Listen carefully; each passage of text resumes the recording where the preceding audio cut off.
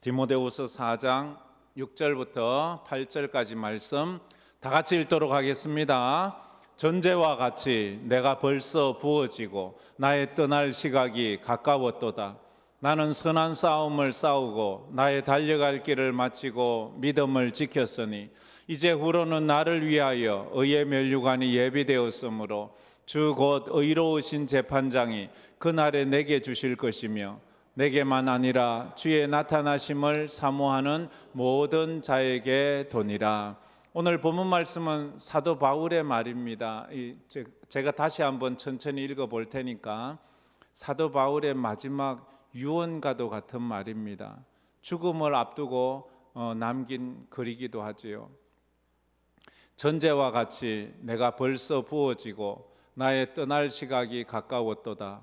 나는 선한 싸움을 싸우고 달려갈 길을 마치고 믿음을 지켰으니 이제 후로는 나를 위하여 의의 면류관이 예비되었으므로 주 곧 의로우신 재판장이 그날에 내게 주실 것이며 내게만 아니라 주의 나타나심을 사모하는 모든 자에게 도니라. 아멘. 오늘 말씀의 제목은 당신에게는 분명한 소명과 사명이 있습니까? 하는 제목입니다. 오늘 말씀을 더 잘 이해하자면 최근에 제가 드렸던 말씀들을 좀 되새겨 보면 더 이해하기가 좋습니다. 최근에 저는 이런 말씀을 드렸습니다. 건강한 신앙인입니까?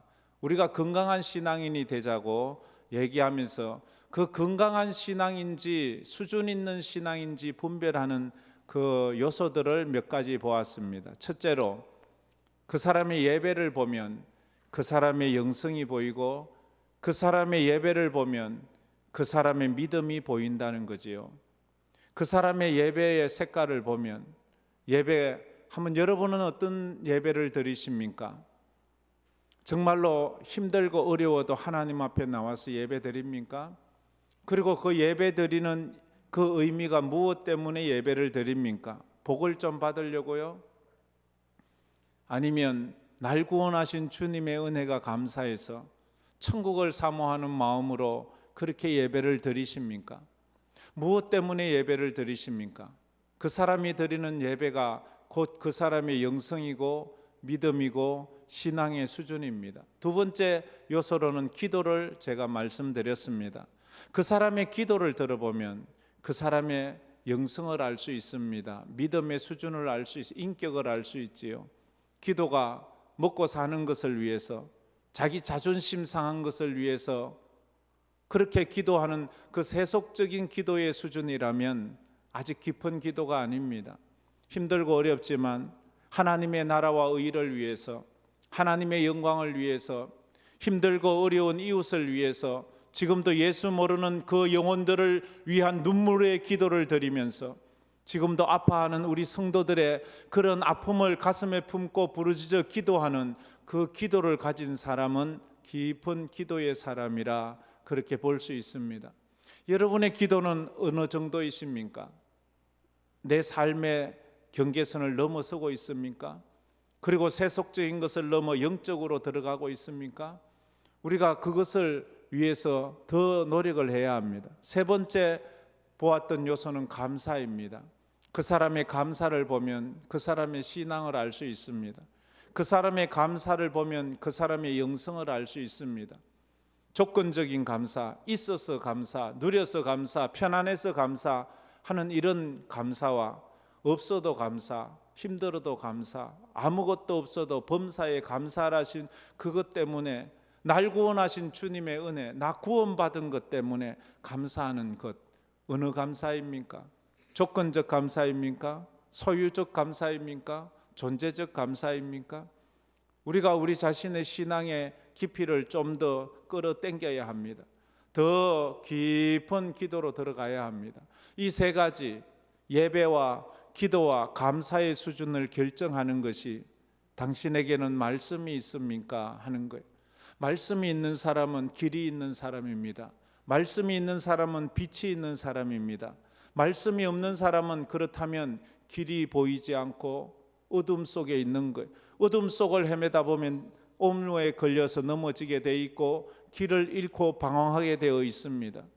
우리가 감사하지 못하고 기도하지 못하고 예배하지 못하는 것은 쉽게 말하면 말씀이 없어서 그러는 거예요.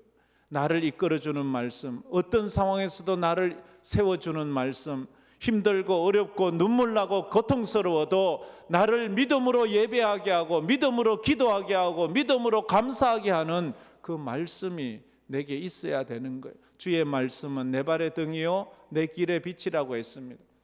참 무더운 날씨지만 우리 성도들이 이렇게 나와서 예배하는 것은 정말 믿음으로 살려고 예배하고 있는 줄 압니다. 그래서 우리가 이 마음을 품고 이제 당신에게는 소명과 사명이 있습니까? 소명과 사명이 있는 사람은 말씀이 있는 사람입니다. 소명과 사명이 있는 사람은 예배가 다릅니다. 기도가 다릅니다. 감사가 다릅니다. 여러분이 한번 그런 걸 도전해 보세요. 난 감사할 수 없는 것을 한번 감사해 보세요. 전에는 불평했던 것이 이제는 감사로 바꾸어 보세요. 전에는 한 번도 기도하지 않았던 것을 한번 기도로 성화시켜 보세요. 전에는 도무지 예배할 마음이 안 생겼는데도 이제 예배 자리로 나가고 싶은 그런 마음을 우리가 품어 보아야 하는 것입니다. 질문을 먼저 한다면 여러분은 힘들고 어려움에도 불구하고 여러분이 오늘을 살아가게 하는 그 원동력이 무엇입니까? 여러분의 삶이 편안한 사람도 있을 거예요. 그러나 들어는 많이 힘들고 답답하고 암담하고, 그런데도 여러분이 오늘을 살아가는 힘은 어디서 오나요? 자존심에서 오나요? 아니면 그냥 돈이 좀 있어서 그렇게 하나요? 무엇이 나를 살게 하십니까? 그게 있다면 그게 바로 사명이에요. 우리를 살게 하는 힘은 사명이 되어야 합니다. 그냥 살아요. 사람이 그냥 사는 거지요. 그러면 그 사람은 사명이 없는 것입니다. 살아갈 이유가 있다면 어떻게 하든지 살아갑니다. 내가 살아갈 이유를 발견하지 못한다면 아무리 풍요하고 아무리 편안해도 살아갈 힘이 없어요. 내게 살아갈 힘을 주는 것, 그걸 찾아야 돼요. 구원은 믿음으로 받고 축복은 사명으로 받는다는 말이 있습니다. 우리 구원은 믿음으로 받아요. 그래서 우리는 다 같이 믿음만 있으면 누구나 동일한 그런 구원을 받을 수 있어요. 그러나 축복은 사명이 있어야 받는 거예요. 하나님 앞에 하나님이 주신 그 사명을 위해서 몸부림칠 때 축복을 받는 거예요. 그래서 게으른 자가 축복을 받을 수는 없어요. 그래서 바울은 오늘 자기 인생의 마지막 순간을 이렇게 말하죠. 6절 말씀에 말합니다. 자기 인생의 마지막 순간을 구약 제사의식의 한 부분을 소개하면서 이야기합니다. 전제와 같이 내가 벌써 부음이 되고, 이 전제라는 말은 구약 제사제도 번제를 드릴 때 제물에 각을 뜨고 그 껍질을 다 벗기고 또 내장을 다 도려내고 그 하나님 앞에 불태워 드리려고 번제단 위에 올려놓고 제일 마지막 순서에 하는 것이 포도주를 제사장들이 그 제물에 붓습니다. 그리고는 불을 붙여서 불을 태워 하나님 앞에 드립니다. 전제라는 말이 그때 포도주를 붓는 것을 말합니다. 포도주를 붓듯이 내가 벌써 내 몸에 포도주가 부어졌다는 거예요. 내가 이제 떠날 계약, 죽을 시간이 가까웠. 사도 바울은 이제 자기의 죽음을 직감하면서 그렇게 말합니다. 그러면서 자기 인생을 세 가지로 말합니다. 자기가 예수님에게 부름받은 이후 자기 인생의 삶을 세 가지로 표현합니다. 7절 말씀에 그렇게 표현하지요. 우리 다 같이 한번 읽어보겠습니다. 나는 선한 싸움을 싸우고 나의 달려갈 길을 마치고 믿음을 지켰으니. 첫째, 나는 선한 싸움을 싸웠습니다. 하나님께서 주신 사명을 위해서 사명의 선한 싸움을, 내 부귀 영화를 위해 싸운 것이 아니라 하나님의 사명을 위해 싸웠습니다. 둘째로, 나의 달려갈 길을 마쳤습니다. 다름질을 사람마다 인생의 길이가 다릅니다. 그래서 사람마다 어떤 사람은 마라톤같이 긴 인생을 사는 사람이 있는가 하면 어떤 사람은 단거리 인생을 사는 사람도 있습니다. 그러나 어쨌든 그게 하나님 주신 우리의 인생의 수명이고 사명의 길인 거예요. 나 달려갈 길 다 마쳤습니다. 그리고 마지막으로 믿음을 지킨 거예요. 사명은 믿음입니다. 믿음을 지키는 것이 가장 귀한 사명입니다. 돈을 지키는 것보다, 건강을 지키는 것보다, 내 명예를 지키는 것보다 믿음을 지키는 것이 가장 큰 사명입니다. 하나님이 우리 마지막 순간에 죽어 하나님 앞에 섰을 때 우리에게 보자 하는 것은 너 돈 얼마나 벌어왔어? 통장 보자 안 합니다. 네 얼마나 높은 자리에서 그것도 안 봅니다. 하나님이 보시고자 너의 믿음이 어디 있느냐? 너 믿음 좀 보자 말합니다.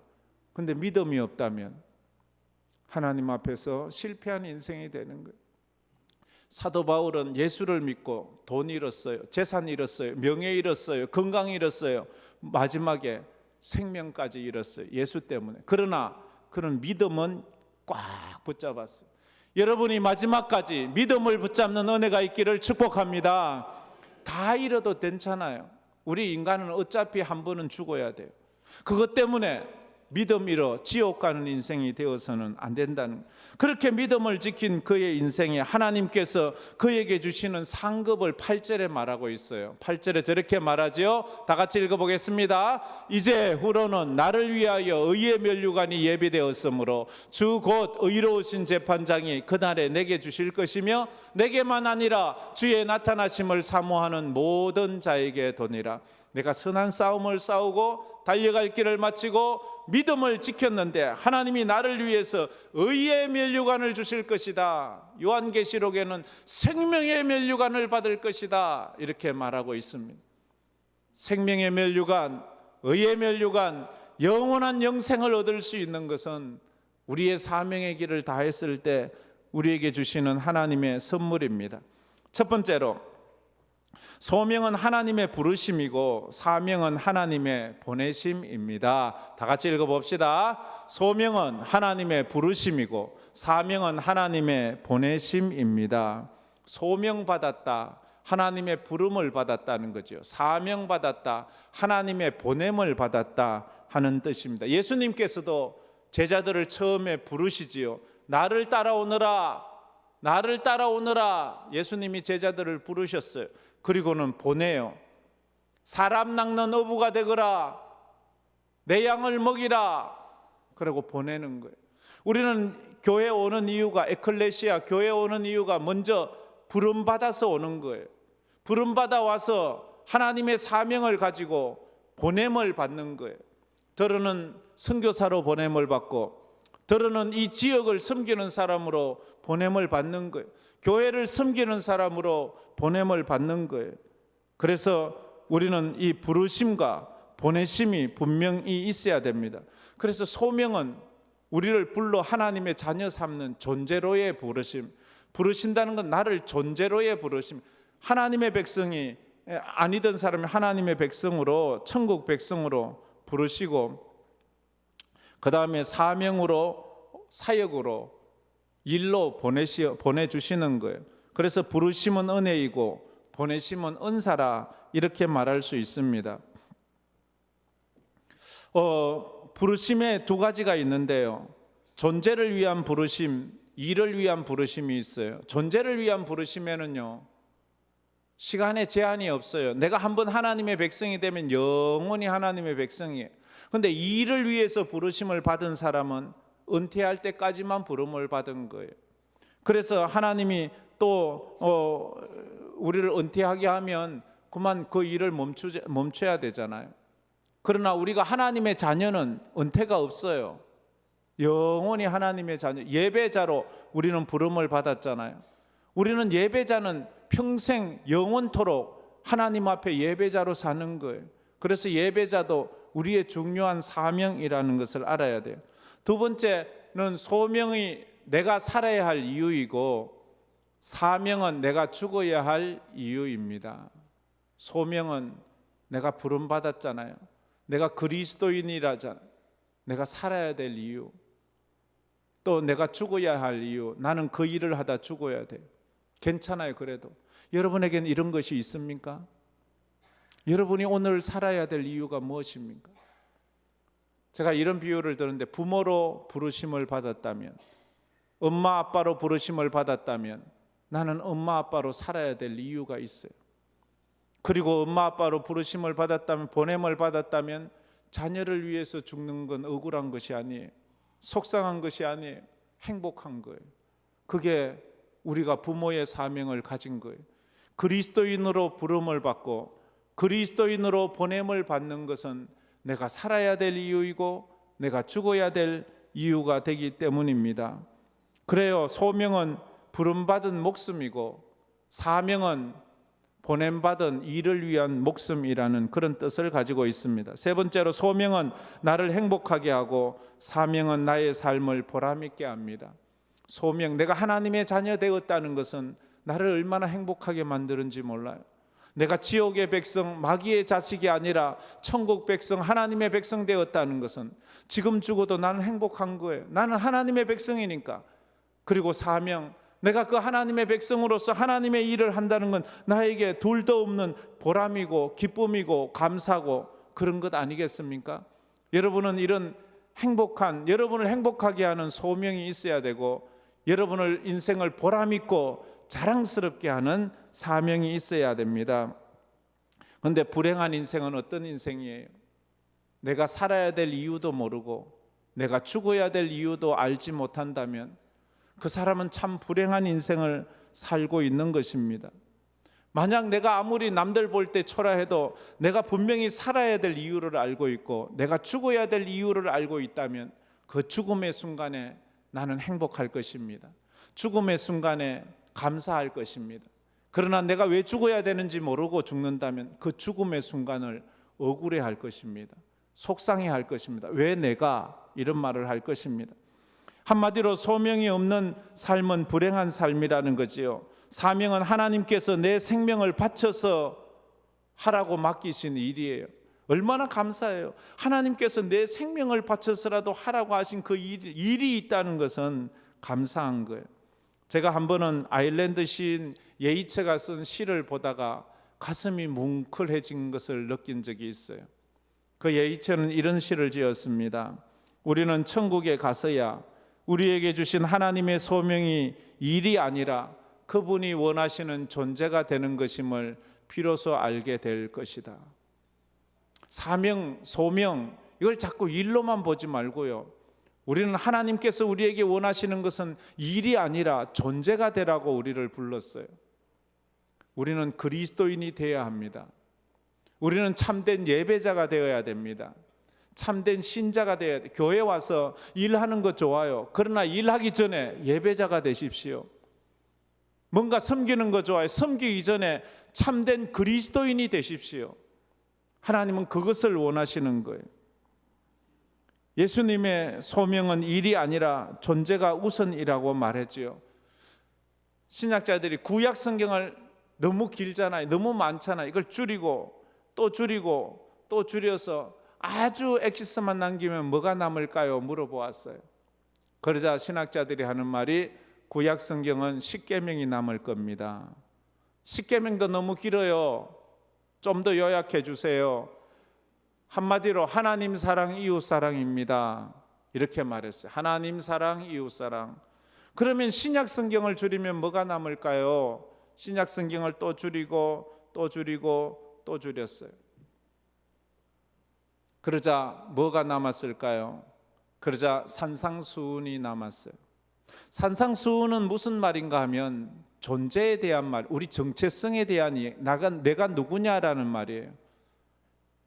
부자가 되고 오래 살고 이런 얘기가 아니고요. 심령이 가난한 자, 애통하는 자, 온유한 자, 의를 위해서 핍박을 받는 자, 우리의 존재를 이야기를 하는 거예요. 빛과 소금이 되라는 말이지요. 주님은 우리에게 존재가 되기를 원하신다, 그렇게 말씀을 하고 있습니다. 하나님께서 주신 소명, 사명, 내게 주신 것은 나 받고는 누구도 할 수 없어요. 누구도 대신해서도 안 되는 거예요. 오직 내게 주신 사명은 나만이 감당할 수 있는 거예요. 내게 주신 믿음은 나만이 지킬 수 있는 거예요. 대신 누가 지켜주지 않아요. 대신 누가 나 대신 그 일을 해줄 수 있는 것이 아니에요. 나만 할 수 있는. 그러기에 하나님이 나에게만 묻는 질문이 있어요. 너는 그 사명을 잘 감당했느냐라고 물어요. 늘 말하지요. 믿음은 개인적인 거예요. 부모 믿음, 다른 사람 믿음 붙잡고 내가 천국 갈 수, 내 믿음은 내가 지켜야지 내가 천국 갈 수 있는 거예요. 신앙은 그런 거예요. 밥은 내 입으로, 내 손으로 내가 내 입에 넣어야지 그게 내게 영양분이 되지. 아무리 맛있는 것도 옆에 있는 사람 입에 100번 넣어보세요. 그게 내 영양이 되는가? 그처럼 믿음은 내 믿음이어야 되듯이 사명도 내가 사명을 감당해 가야 되는 것입니다. 그래서 소명과 사명을 발견하지 못하는 사람은 이 세상에서 사람들 볼 때 아무리 만점 인생을 살았어도 사명을 감당하지 못하면 낙제 인생을 사는 거예요. 사도 바울이 그랬어요. 예수 만나기 전에 사도 바울은 누가 보아도 성공한 인생이에요. 누가 봐도 부러워하는 인생을 살았어요. 바리새인 중에 바리새인, 나면서 로마 시민권을 가지고 태어난 사람이에요. 그리고 그는 사내들인 공회의 공회의원으로 최고의 학식을 가지고 있고요.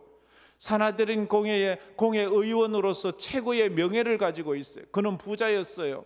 그는 모든 사람이 부러워하는 인생. 그러나 하나님 앞에서 볼 때는 실패한 인생. 왜? 하나님을 대적하고 예수를 죽이고 예수 믿는 사람을 감옥에 가두고 하나님을 대적하는 인생을 그러니까 인생 망한 거죠. 그런데 그가 다메섹 도상에서 예수를 만나고 난 이후에 그의 인생은 180도 바뀌었어요.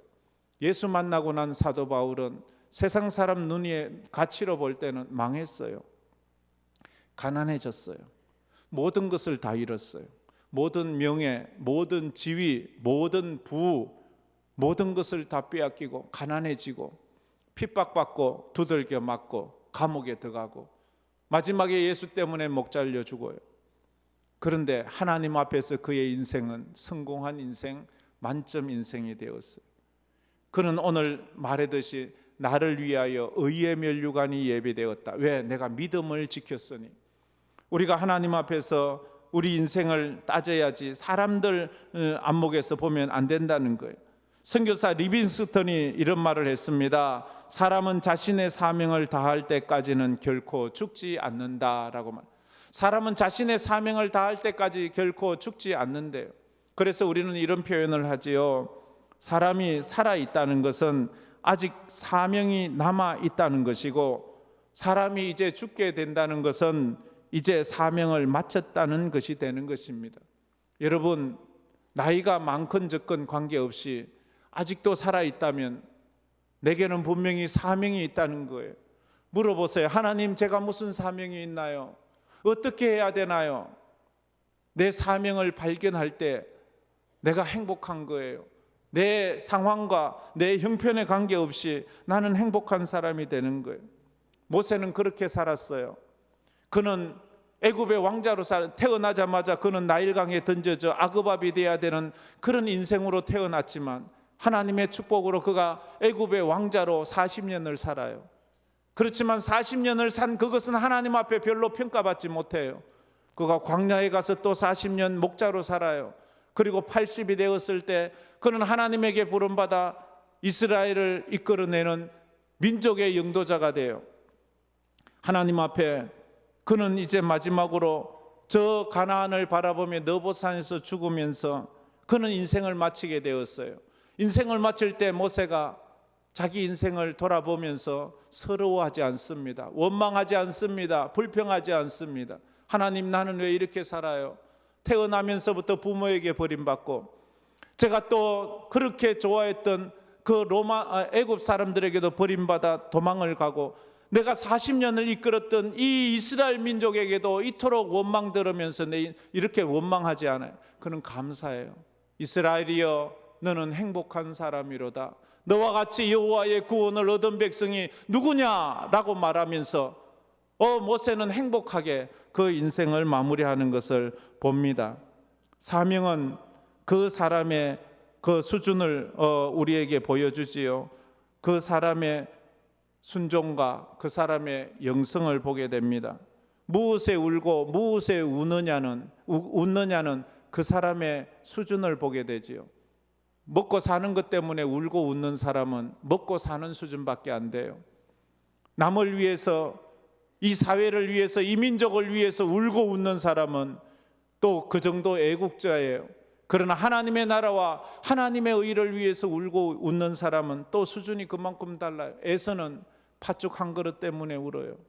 그래서 결국 하나님에게 버림받아요. 가룟 유다는 은 30냥에 울고 웃었어요.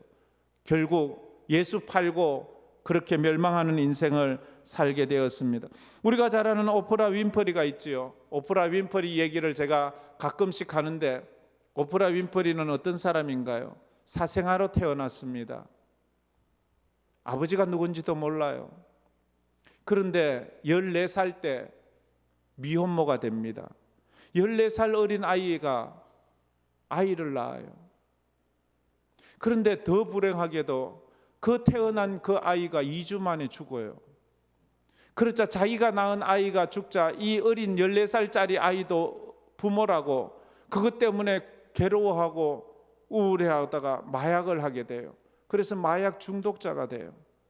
그래서 영 구제불능의 인생이 되는데, 그가 하나님의 은혜로 여차저차해서 토크쇼의 여왕 오프라 윈프리가 되고 미국인이 가장 존경하는 백인 중에 한 사람, 그런 위대한 인생을 살게 돼요. 그가 뒤에 자기 자서전을 짓는데, 그 자서전의 제목이 이것이 사명이다 라는 그런 책이에요. 그는 정말로 제일 그가 존경하는 사람이 모세라고 말했어요. 모세는 자기 인생의 멘토라고 말했어요. 왜냐하면 과거의 상처가 미래를 결정짓지 않게 했기 때문에. 모세는 태어나자마자 부모에게 버림을 받아요. 그리고 아그밥이 되도록 나일강에 던져졌어요. 어쩌면 그것이 서러워요. 부모에게 버림받은 자기 인생이 정말 얼마나 서글프겠어요. 근데 모세는 그 불행한 인생을 사명의 인생으로 바꾸잖아요. 그래서 오프라 윈프리도 자기도 그렇게 산다고 그렇게 말해요. 그래서 최악의 상황을 최선의 삶으로 바꾸어 버렸어요. 정말로 남이 생각하면 저기에서 뭐가 희망이 있겠어 하는데 거기서 최선의 삶을 살아요.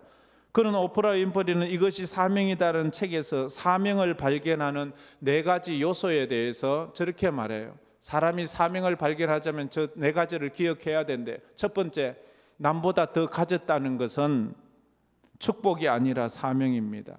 내가 남보다 더 가졌다면 그건 남들에게 나누어 주고 사회에 환원해야 되는 것이지, 그건 나 혼자면 잘 먹고 잘 사는 게 아니에요. 내가 나 혼자 먹고 살 만한 여유가 있다면 나머지는 나누어 주라는 거예요. 그게 사명이래요. 또 하나는 남보다 더 아픈 것은 고통이 아니라 사명이래요. 나에게 더 아픈 과거가 있고 아픈 인생을 살고 있다면 그건 나보다 더 아픈 사람, 그 아픈 사람들을 찾아가서 위로해주고 나의 아픔이 그들에겐 위로가 되거든요. 그들에게 가서 갑질하고 괴롭히라는 것이 아니라 위로하고 공감해주고 그러라는 거예요. 여러분에게 아픔이 있습니까? 여러분과 같은 아픔을 가진 사람에게 찾아가서 위로해 주세요. 세 번째로, 남보다 설레는 것이 있다면 그것은 사명이다 라고 말합니다. 사람은 자기의 꿈이, 야망이 있을 때는 그걸 가지고 쫓아가지만, 그게 이루어지만 또 그것을 통해서 남들에게 갑질을 하지요. 그런 꿈이 갑질하지 말고 남을 섬기는 사명이 되어야 합니다. 마지막으로, 남보다 부담되는 것이 있다면 그것은 사명입니다. 부담되는 것이 있나요?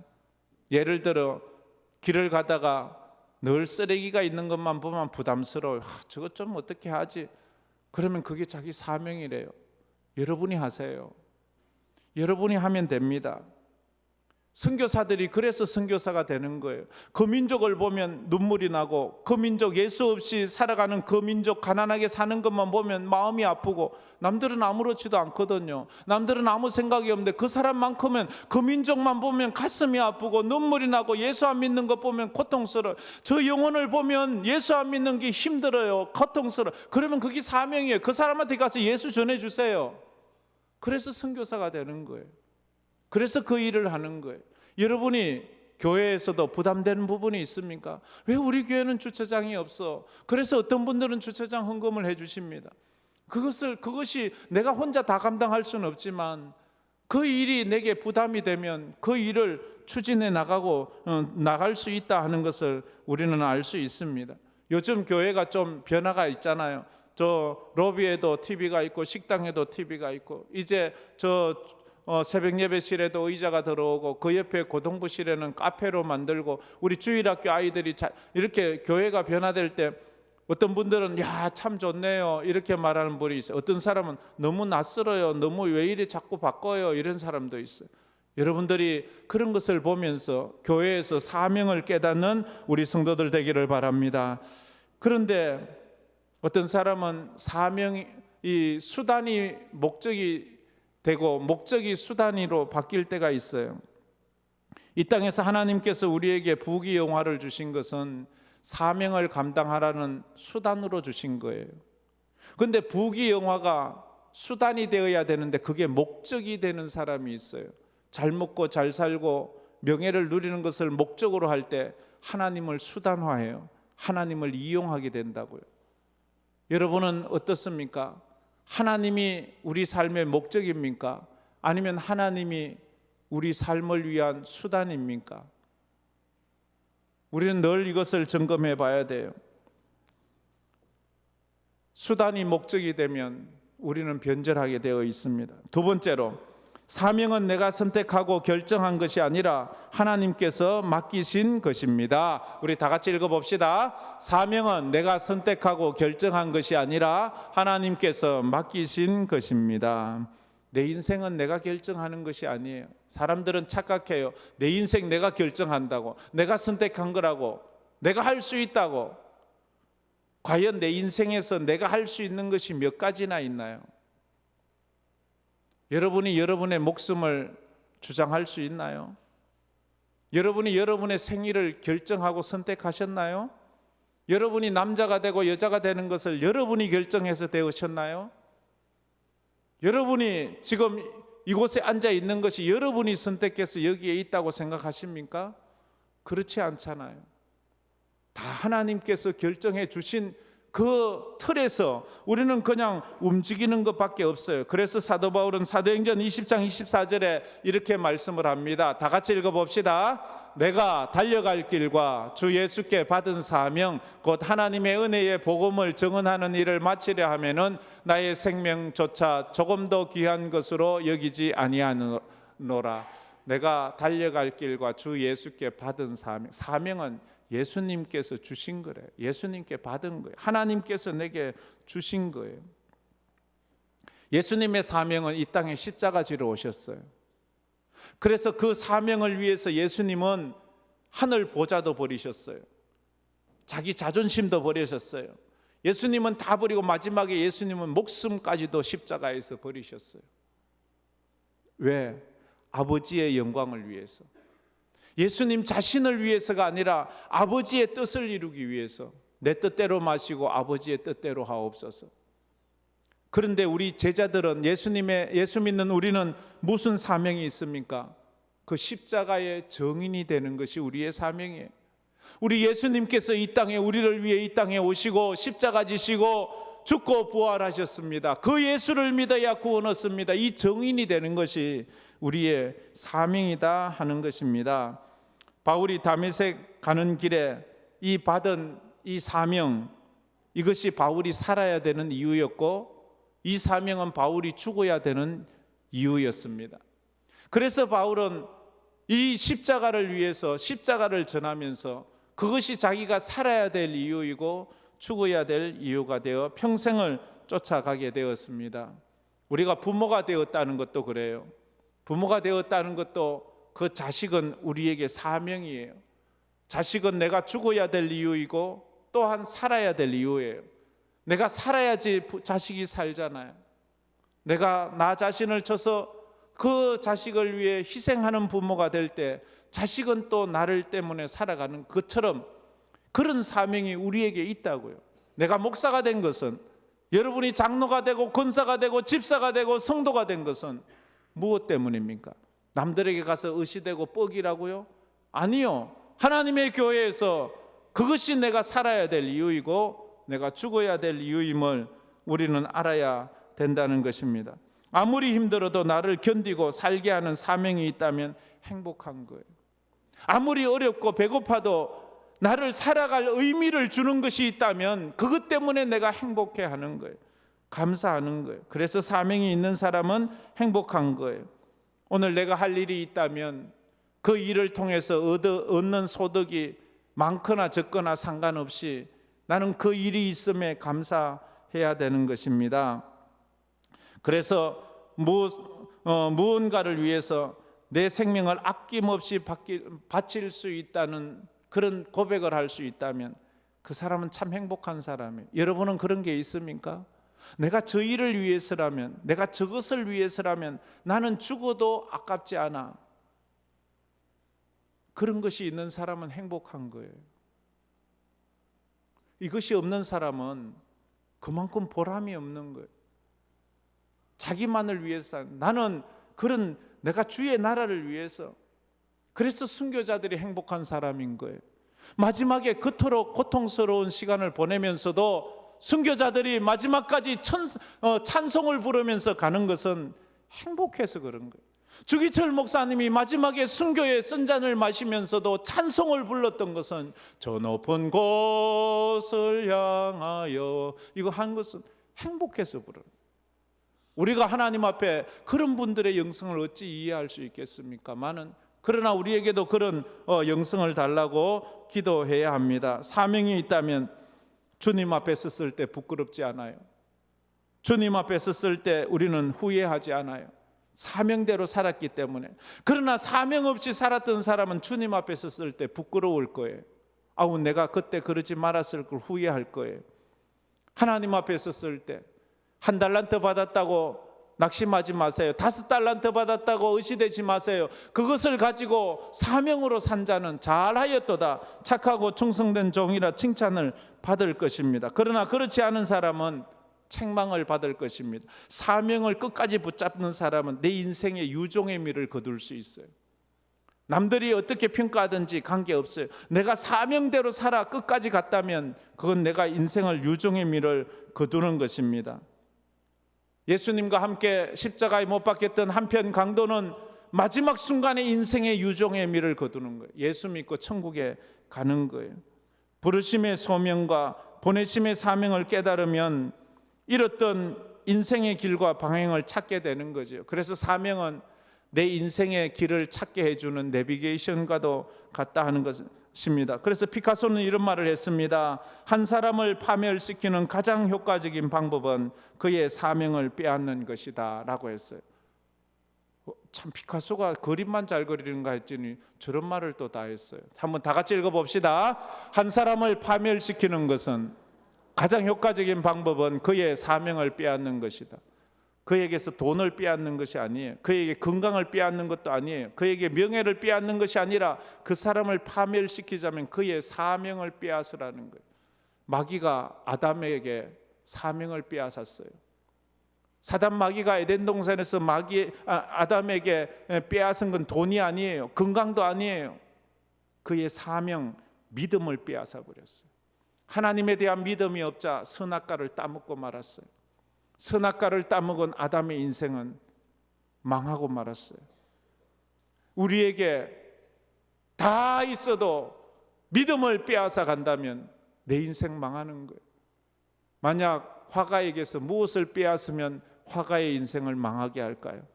그림 도구를 빼앗으면 화가가 절망하고 망할까요? 아니요. 화가에게서 그림 도구를 다 빼앗아도 그는 나무 막대기를 가지고 땅에라도 그림을 그릴 것입니다. 그러나 그에게서 그림에 대한 영감을 빼앗아 버린다면, 아무리 좋은 그림 재료가 있어도 아무리 그려도 그림이 되지 않는 자기 영감을 빼앗아 버리면 미쳐버릴 거예요. 우리에게서, 예수 믿는 사람에게서 믿음을 빼앗아 간다면 우리는 망하는 인생이 되고 마는. 그래서 다윗이 시편에서 그토록 울부짖으며 부르짖는 것이, 하나님 내게서 주의 성령을 거두지 마십시오. 아버지, 내가 죄짓지만 나에게서 성령을 거두지 마십시오. 영감을 빼앗아 버리면 우리는 망하는 인생이 되기 때문입니다. 그래서 이 사도 바울은 그래서 이 고백을 오늘 하고 있는 것입니다. 우리 인생을 다 마쳤을 때에 마태복음 25장 23절 같은 고백이 있기를 바랍니다. 마태복음 25장 23절 다 같이 한번 읽어봅시다. 그 주인이 이르되 잘하였도다 착하고 충성된 종아, 내가 작은 일에 충성하였음에 내가 많은 것을 내게 맡기리니 내 주인의 즐거움에 참여할지어다 하고, 이렇게 마지막에 칭찬 듣는 사명자들 되기를 주의 이름으로 축복합니다. 우리 이 말씀을 생각하며 이 찬양 부르도록 하겠습니다. 사명이라는 찬양입니다. 한번 손에 가슴을 얹어보면서 이 가사를 생각하면서 말씀을 생각하며 찬양을 했으면 좋겠습니다.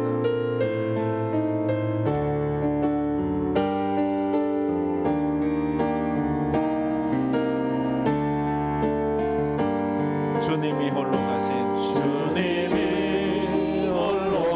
가신 그 길 나도 따라가오. 모든 물과 피를 흘리신 그 길을 나도 가오. 험한 산도 나는 괜찮소. 바다 끝이라도 나는 괜찮소. 죽어가는 저들을 위해 나를 버리길 바라오. 아버지 나를 보내주오. 나는 달려가겠소. 목숨 아끼지 않겠소. 세상이 나를 미워해도 세상이 나를 미워해도 나는 사랑하겠소. 세상을 구원할 십자가 나도 따라가오. 주님이 홀로 가신 그 길 나도 따라가오. 모든 물과 피를 흘리신 그 길을 나도 가오. 험한 산도 나는 괜찮소. 바다 끝이라도 나는 괜찮소. 죽어가는 저들을 위해 나를 버리길 바라오. 생명을 버리면서까지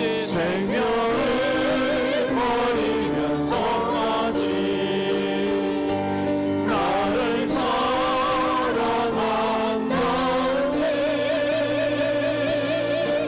이 작은 나를 받아주오.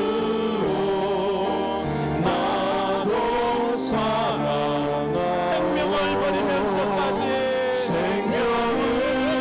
버리면서까지 나를